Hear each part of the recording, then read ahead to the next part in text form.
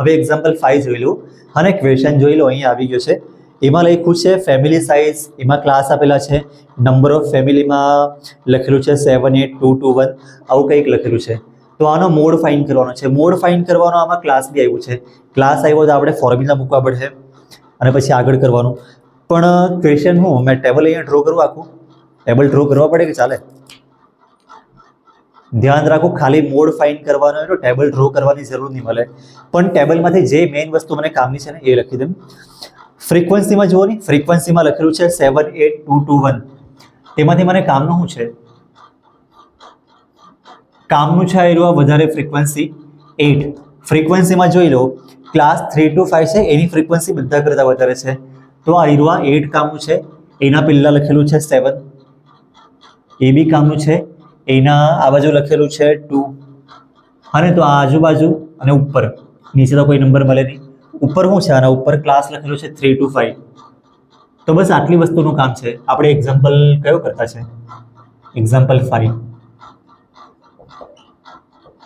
બહુ દૂર લખી લીધું, ઠીક છે, ચાલશે. તો ખાલી આટલી વસ્તુનું કામ છે. તમે આખું ટેબલ નહીં લખો, આના પરથી જ લખી લો. તો આ કહેવાય frequency of model class. Model class એટલે આ ક્લાસ મોડલ ક્લાસ છે. કેમ? કેમ કે અહીંયા બધા કરતાં વધારે ફ્રીક્વન્સી છે. જે બધા કરતાં વધારે ફ્રીક્વન્સી વાળો ક્લાસ હોય આ 3 to 5, આને મોડલ ક્લાસ કહેવાય. તો આ મોડલ ક્લાસની ફ્રીક્વન્સી f1 = 8. આ મોડલ ક્લાસના પહેલાનો જે ક્લાસ છે એની ફ્રીક્વન્સી 7. અને અહીંયા ક્લાસ લખવાની જરૂર નહીં મળે, પણ f0 = 7 છે અને f2 = નંબર છે. તો આ લાઇનમાં જ છે, 0 1 ને 2 લાઇનમાં જ છે. પછી નંબર છે l = 3 મેં લખી લેમ. 3 એટલે જે મોડલ ક્લાસ હતો તેની લોઅર લિમિટ એટલે નંબર. પછી અપર લિમિટ કહેવાય, એનું હમણાં કામ નહીં મળે આપણને. તો લોઅર લિમિટ છે. અને આમાં ક્લાસ લેન્થ કેટલી છે? ક્લાસ લેન્થ એટલે આ બેમાં ડિફરન્સ કેટલાનો છે? 3 to 5 માં બેનો ડિફરન્સ છે ને, તો ક્લાસ લેન્થ 2. અને આમાંથી આ નંબર માઇનસ કરે તો આવશે 2. હવે મોડલ ક્લાસ તો બધું ખબર પડી ગઈ છે. મોડનું મેં ફોર્મ્યુલા લખી મેં આગળ બી કીધેલું હતું. તમે ક્વેશ્ચન જ એટલા પ્રેક્ટિસ કરો કે ફોર્મ્યુલા યાદ રહી જાય. તો આ ફોર્મ્યુલા છે, અહીંયા બ્રેકેટ અને આ બાજુ h. જોઈ લો ફોર્મ્યુલા બરાબર છે ને. ખાસ કરીને તમે લોકો પ્લસ લખવાનું ભૂલી જાય. અહીંયા કદાચ લખે તો અહીંયા લખવાનું ભૂલી જાય, અહીંયા લખવાનું કંઈ ને કંઈ પ્રોબ્લેમ થાય પ્લસ લખવામાં. પણ તમે ધ્યાન રાખો, અહીંયા પ્લસ લખવાનું છે તો ભાઈ લખવાનું છે છેલ્લે સુધી. હવે એલની વેલ્યુ ક્યાં છે? એલની વેલ્યુ આવી હતી, l = 3. તો 3 મૂકવાનું છે. પ્લસ f1 - f0 એટલે માઇનસ 8 - 7. તો આ 8 - 7 2f1 એટલે 2f1 ની વેલ્યુ ક્યાં છે? 8. તો આ બ્રેકેટમાં 8 લખવાનું છે, કેમ કે 2 ને f1 નું મલ્ટીપ્લાય છે, તો 2 ને 8 નું મલ્ટીપ્લાય કરવાનું. પછી આ -f0 - f2 એટલે શું છે? -7 - 2. તો આ -7 - 2 બ્રેકેટ. h ની વેલ્યુ ક્લાસ લેન્થ બેનો ડિફરન્સ છે. શું કરીએ હવે? 2 ને 2 કટ કરી નાખીએ. નહીં થાય ભાઈ, અહીંયા બધું માઇનસ ને બધું લખેલું છે ને અહીંયા, એટલે નહીં થાય. તો આપણે પહેલાંનું સિમ્પ્લિફાઈ કરવું. દર વખતે છે ને મોડના સવાલમાં આવું જોઈએ કે અહીંયા જે બી બ્રેકેટમાં વસ્તુ હોય ને, માઇનસ કરવાનો હોય, આ બેનું મલ્ટીપ્લાય કરવાનું હોય અને આ બેનું એડિશન કરવાનું હોય. તો 3 તો એમ જ લખી દે મેં. 8 - 7 કેટલા આવશે? 1. આ બેનું મલ્ટીપ્લાય 16 અને -7 - 2 એટલે -9. અને 2 એમ જ લખવાનું. પછી આનું માઇનસ કરવા પડે, જે આવે તે લખવાનું. એટલે 3 1 ને 2 નું મલ્ટીપ્લાય, નહીં તો હમણાં એમ જ રાખવું 1. આનું માઇનસ કેટલું આવે? 7. અને 2 એમ જ. હવે આ 7 કટ થાટો છે આની સાથે કાં તો આની સાથે. જો બે સાથે કદાચ કટ થાટો હોય તો કરી મૂકવાનો. આની સાથે તો વિચારાય જ નહીં, કેમ કે અહીંયા વચમાં પ્લસ છે, તો 7.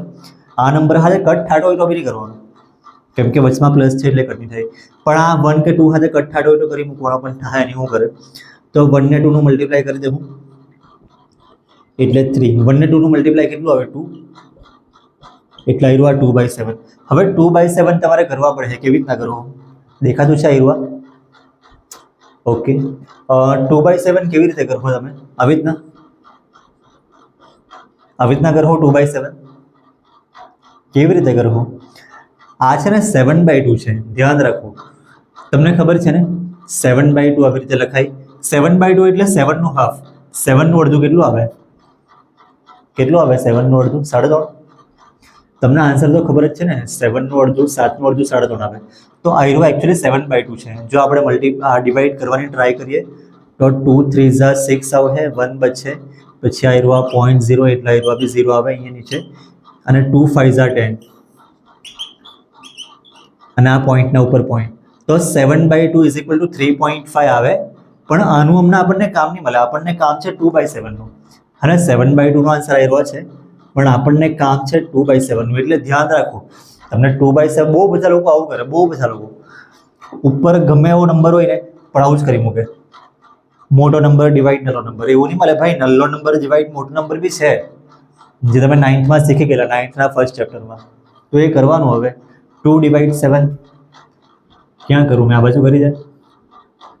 2/7 તો 2.00 પહેલાં મેં લખી લે, જેટલા બી 0 લોકો 3 લખ્યા છે. શું કરે હવે? 7 કરતા આયરવા નંબર નાનો છે ને, ખાલી 2 નંબર નાનો છે એટલે 0 લખાય, પોઈન્ટના ઉપર પોઈન્ટ.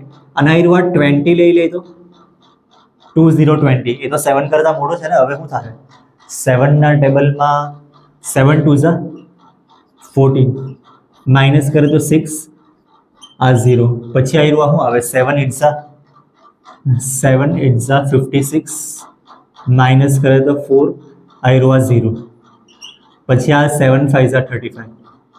હવે આ બધું કામ નહીં મળે, મેઇન આન્સર આયરવા છે 0.285. તો બસ લખી દઈએ આ 3 એમ જ. 2/7 આપણે અહીંયા કર્યું છે, આ 2/7 નથી, અને આ 7/2 હતું, એનું બી કામ નહીં મળે. આપણને કામ છે આનું, જે આપણે અહીંયા કર્યું છે. 2/7 નો આન્સર છે 0. કેટલા છે? 285. શું કરીએ હવે આ બેનું એડિશન?